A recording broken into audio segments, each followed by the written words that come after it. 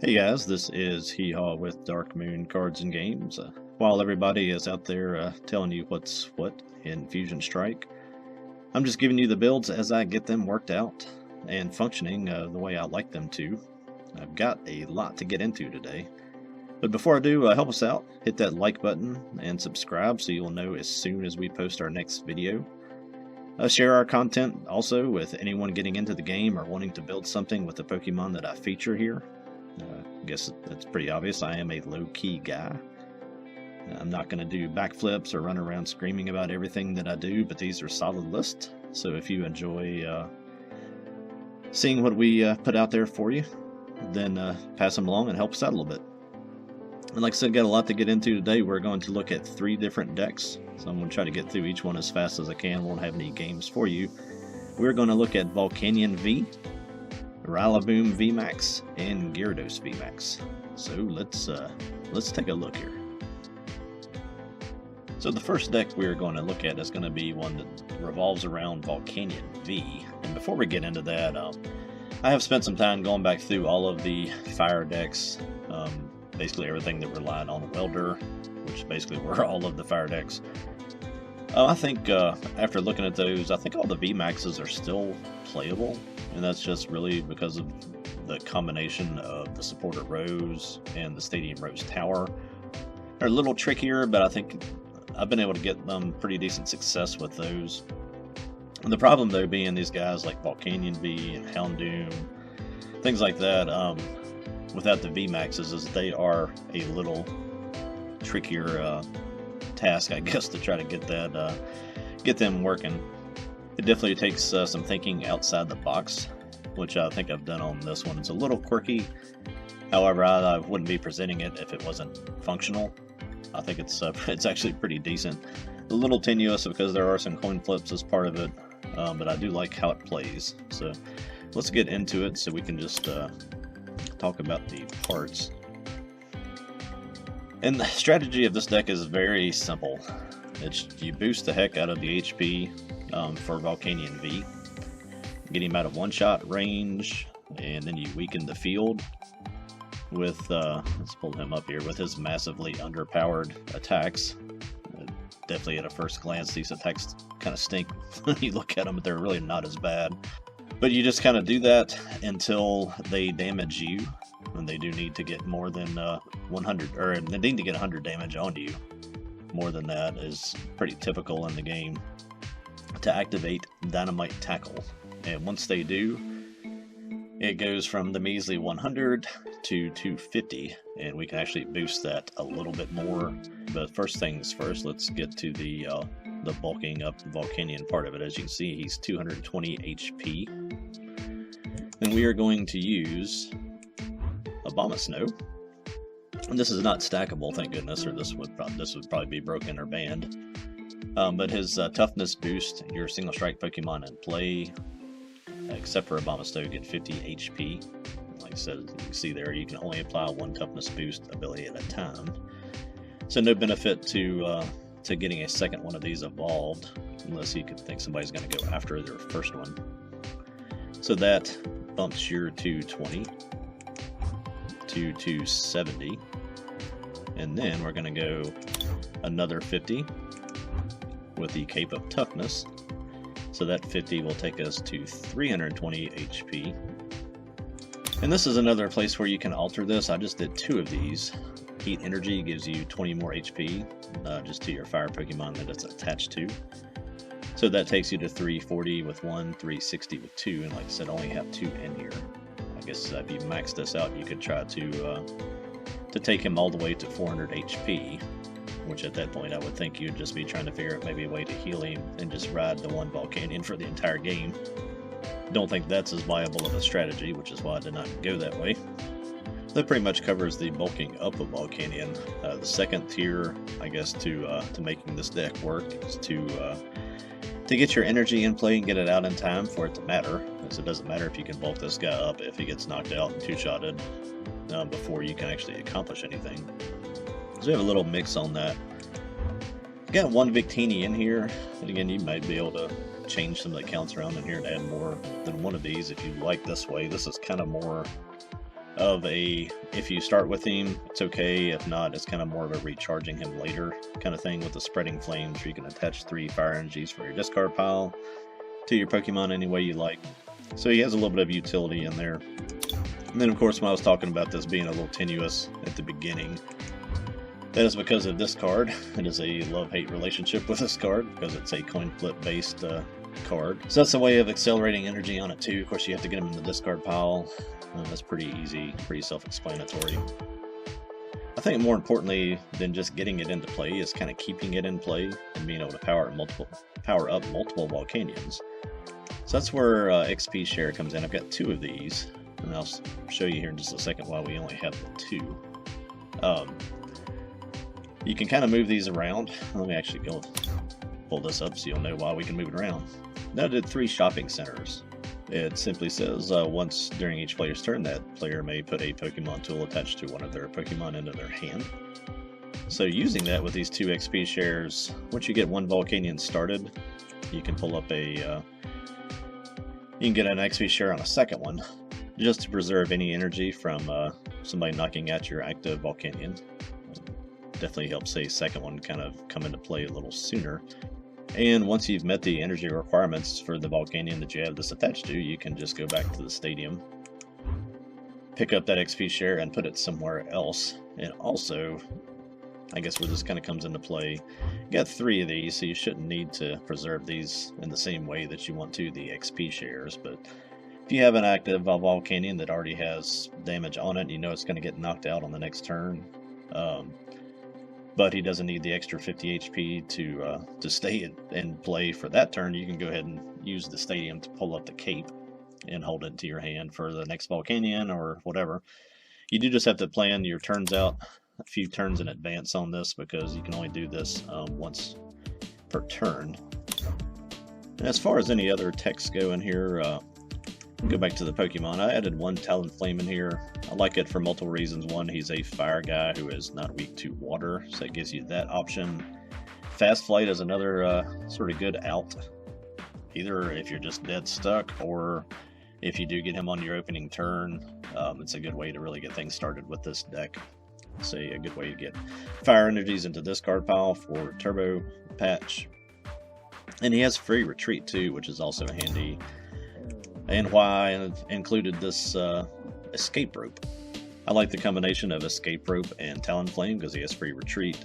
It can let you get out of a condition. It can also sort of push back something that they might be trying to block you with, and then you can send up your Talonflame and free retreat back into your Volcanion. So I threw in 1 of those. I think the rest of it's pretty self-explanatory. I've got 2 Crobat. That could probably be cut to 1 if you wanted to make room for something else. Just 1 Evolution Incense, just to help you get out that Abomasnow. Because you don't have communication anymore, went with Great Balls. There are 3 of those, 2 Pokegears to dig for supporters, 4 Quick Balls, 3 Switches, a 4/4 Marnie Professor's Research line there. And then we have 2 Boss's Orders. Might want a 3rd one of those after playing around with this a little bit. I've got that escape rope in there. That could easily just be a 3rd boss's, because when you do get your damage activated to where you're dealing 250 or 270, you definitely want to be able to take something out and do some damage with that. So saving that to catch at the right time is very important. When I say 270, it's also worth noting here, I put in 2 single strike energies. And it's a card that I never really know what to do with, because it only counts as a dark or fighting energy. Why they didn't make this more of a rainbow type energy to go with the other single strike guys, since there's not that many of them, I'm not sure I quite understand the thinking on that. The dark and the fighting ones are of course the most powerful of the sets. I don't think it would have been hurting anything else to give it to everybody else. But anyway, because it doesn't work to fill the energy need on any of these guys, like fire type guys, I included 1 in here because you still actually do get the 20 damage boost. Because he is a single strike Pokemon, he gets the boost regardless. But he only has the 1 colorless energy in his attack cost. So playing a full set of those I definitely don't think is warranted, because having a second one on there isn't very likely that's going to happen.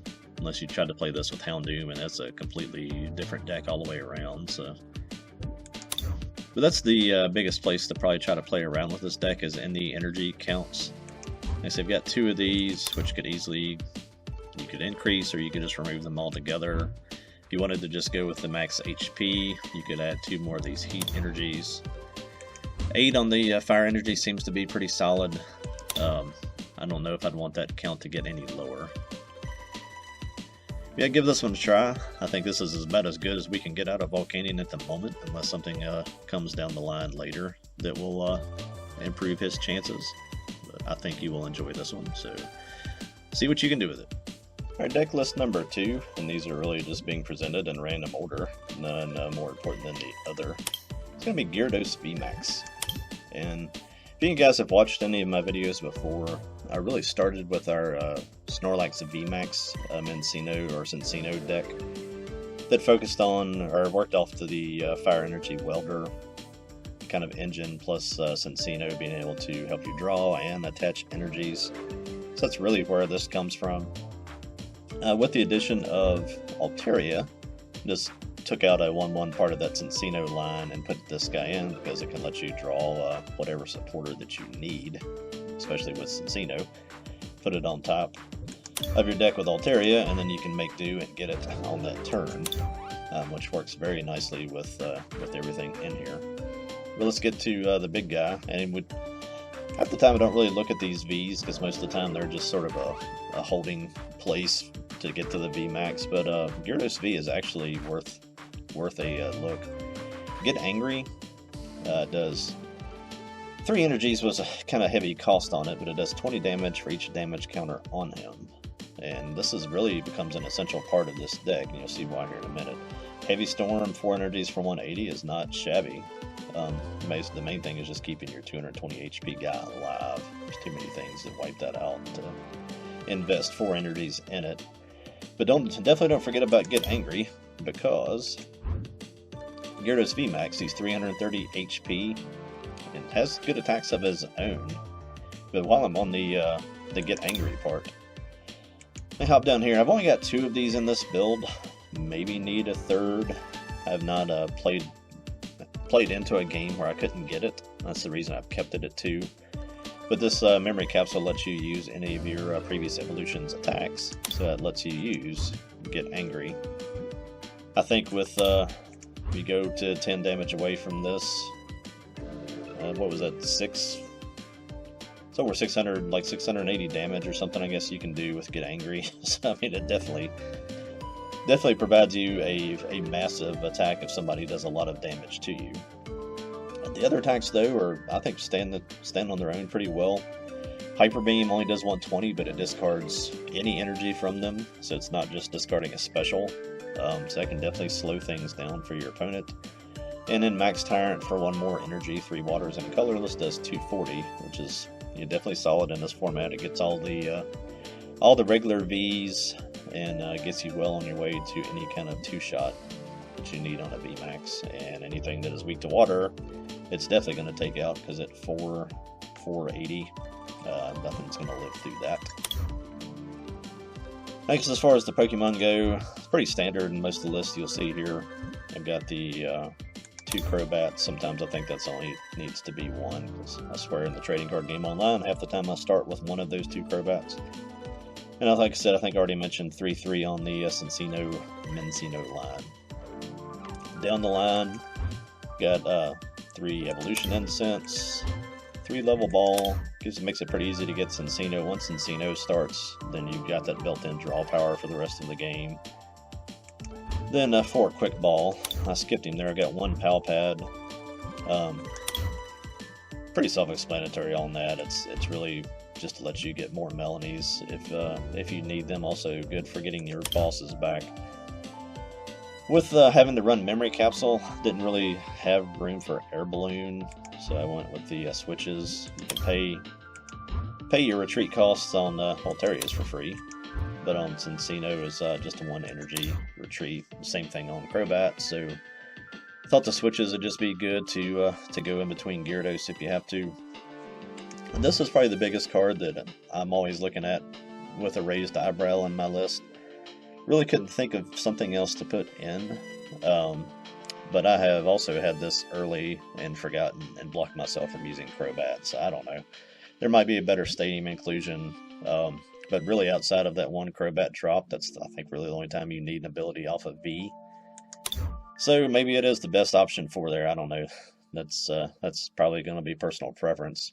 2 bosses orders to Marnie, as already mentioned, for Melanie, which is kind of like a not quite as good welder, but it works really well with Cincino because Melanie, in case you don't know, attaches from your discard pile versus from your hand like Welder did.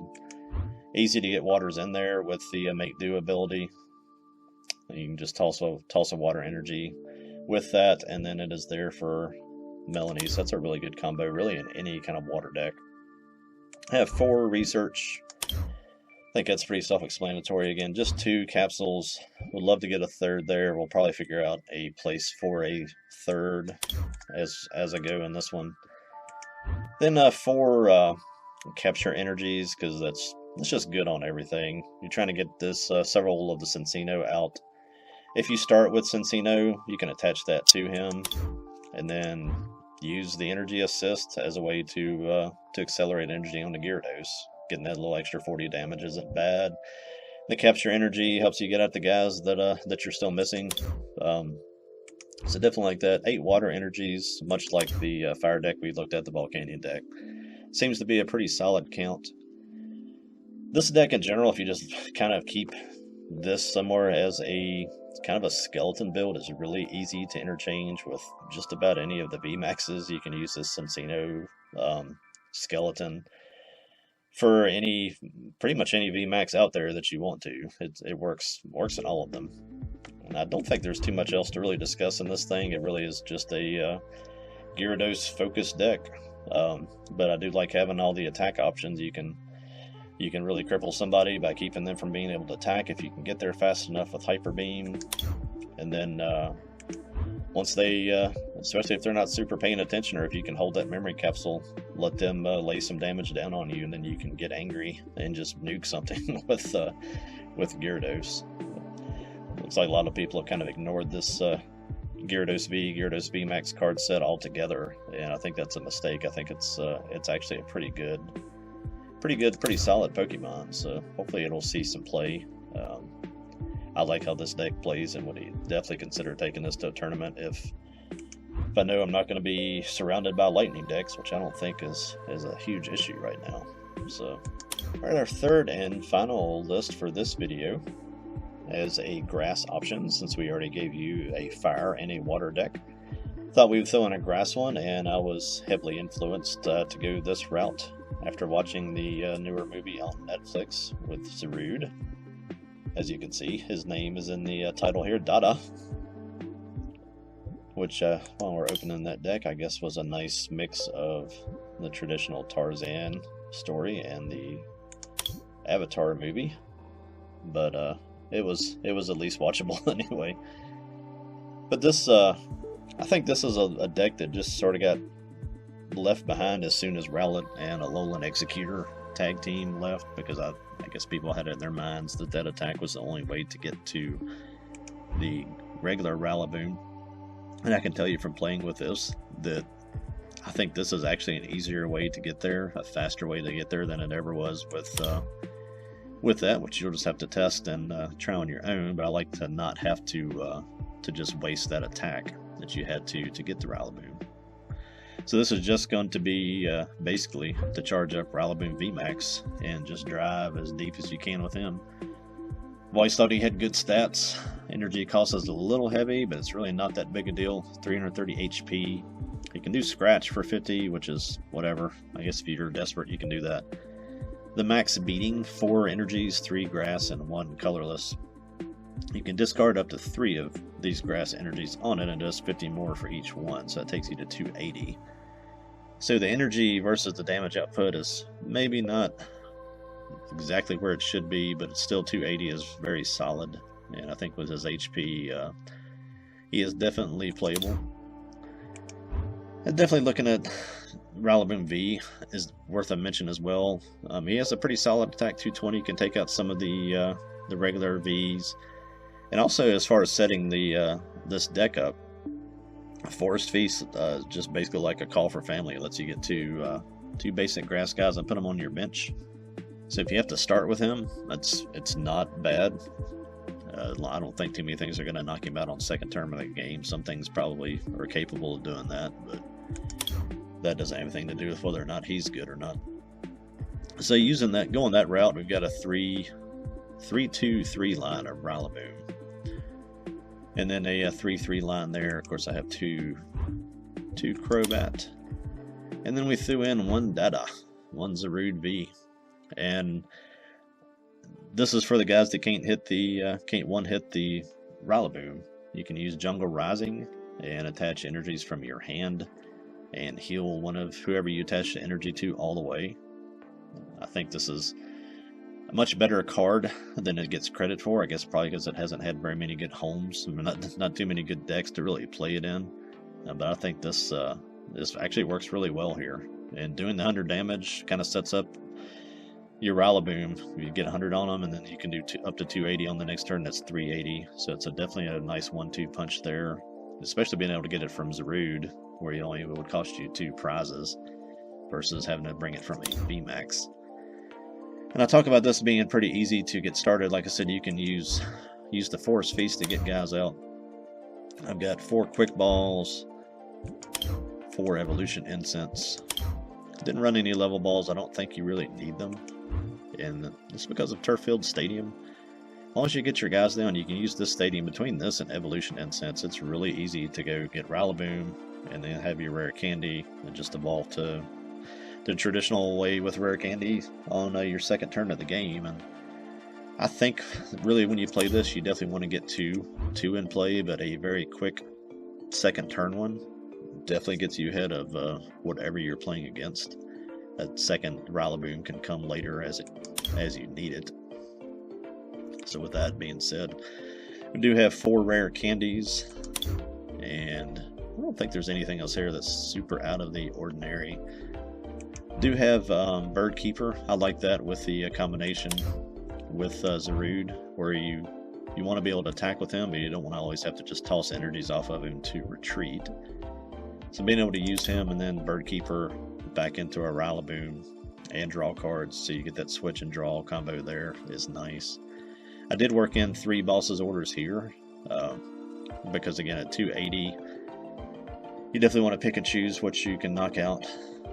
If you get going really fast, just target 3 Vs and dodge the VMAXs and just try to win that route, because they're going to have to do some work to knock out 2 of your Rillaboom VMAXs. Then I went with 3 Marnie and then 4 Research. One with 2 of the aromatic energies. Don't think, again, conditions seem to be a huge thing right now, but whether or not it becomes one or if there's somebody using them, it both helps you recover from them if you've been hit with them, so it instantly cures any condition that you carry, and it also prevents you from getting affected by any condition from that point on to whoever this is attached to. So definitely worth playing 2 of those. And then I've got 8 grass energies. 8 seems a little bit low when you play this, but it works out pretty well, because I have 2 energy recycler. They let you shuffle 5 basic energy cards from your discard pile back into your deck, if I can say that. So you don't want to waste this, but it should keep you powered up to be able to discard from max beating as many times as you need to. If you can't get through with the 8 and the 10 that basically provides you, then I don't know what in the world you're playing against and why you don't win. But I just say that to kind of make the point that this is plenty of energy recovery. You don't really need it in your hand very often. In your hand is nice for Zarude, but you can just hold on to 1 energy to do that and do everything else through the engine of just Rillaboom's voltage beat. So keep that in mind as you play this, if you mess around with this one, to not just throw down an energy out of your hand just because it's there. You may want to save it for Zarude, so Dada can come up and do his thing and heal you. But again, nothing. I don't think I need to talk too much anymore about the strategy of the deck. If people are playing this with Rowlet and Alolan Executor tag team, it's going to be the same combo, same type of deck that it was at that time. And I think it had some tournament placements back then. And I don't think this basically is just kind of an update to this, and I think it's an improvement to that, honestly. I think this plays better. I've played around with the tag team version of it before, and it's good, but I always thought it was clunky. This actually is really consistent, and again, kind of as I was talking with the Volcanion deck, I don't think you're really overrun with really good fire decks at the moment. And there are actually both water and now, of course, some of the dark decks, I guess basically because they're supposed to be weak to bug, but the way the cards are printed are weak to grass. So I think that kind of gives him a little bit of a backdoor into the format. You can catch a Rillaboom VMAX and nuke it. So I think again, this one is definitely sitting on the outside of that range of being viable for the format. It just kind of depends on what else happens with it here, with the Fusion Strike set coming out and whatever new decks come from there. And if you like your grass decks, I think this is one of the best ones that I can come up with at the moment. So get your drums out and rock it out with Rillaboom. Well, that is our look at these 3 seemingly random but at least updated lists. And I've got a lot more where they come from, so if you like the format of this video, let us know. If you want to see some of these decks played, you can also let me know in the comments and I'll get some games recorded. But that is all for now. This has been Hee Haw with Dark Moon Cards and Games. Be not afraid. Later.